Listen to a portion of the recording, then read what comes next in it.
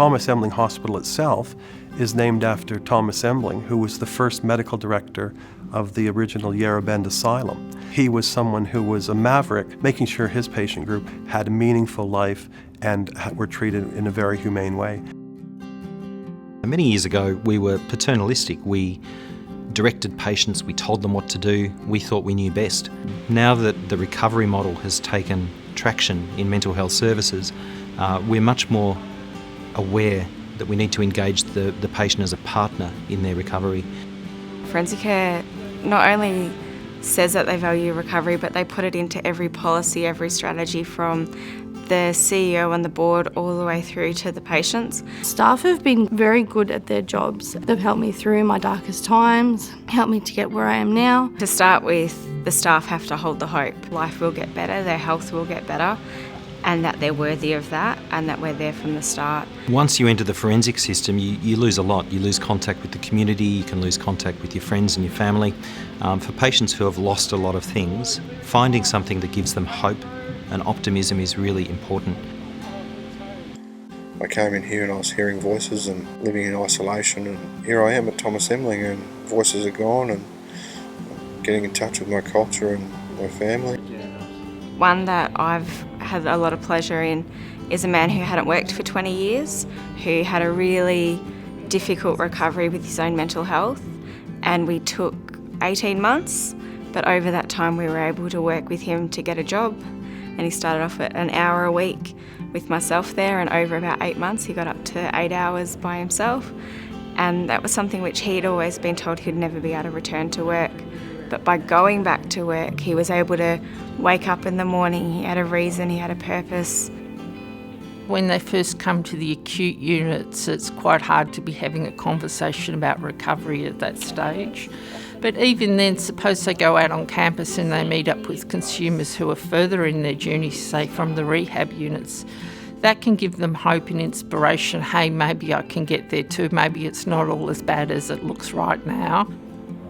They come to us probably feeling a lot of despair and in a little bit of denial about the issues that have occurred that have resulted in them being admitted to forensic care. We see them go through a willingness to accept what needs to occur, and ultimately we see that they can return to the community and have a meaningful life. It's great to have a combination of staff and patients here as usual. We have a consumer advisory group where consumers are able to contribute to policy development. It's more than just a concept to apply to things. It's about working collaboratively with patients to get to goals that are meaningful for them, not just goals that clinicians want to tick off. It's like a community, but it's learning to understand who the people are who live in this place. Sometimes people are very depressed, and I see them get out of that depression, and I see them have hope that their relative will improve.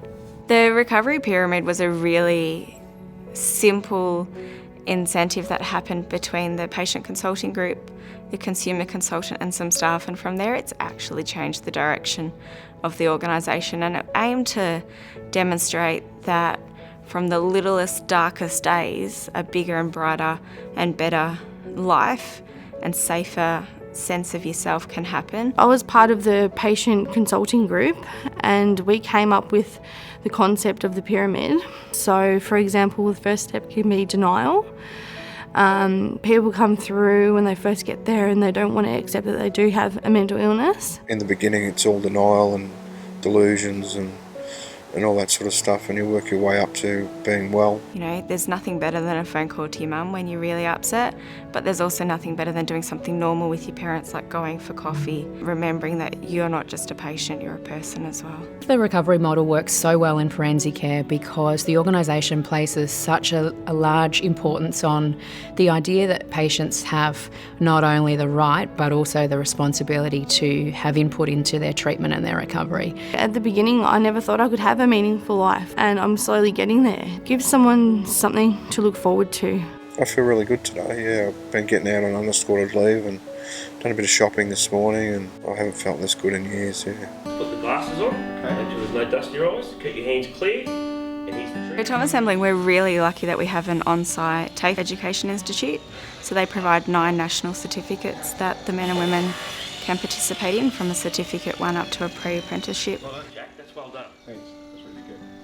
We have an on-site health and fitness centre with personal trainers, a dietitian service, a physiotherapy service to make sure that those barriers to physical health are looked after. We also have a lot of really unique purpose-built spaces being designed with the patient and the staff in mind.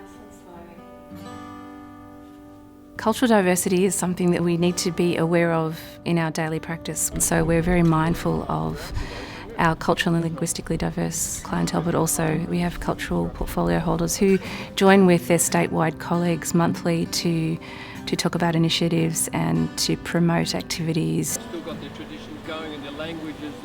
We have a Korean men's group that we run regularly, and we're very fortunate to have built and launched an Aboriginal fire pit inside Thomas Embling Hospital, which is a way for Aboriginal men and women to be able to engage in care and treatment, but in a more culturally appropriate, culturally safe space.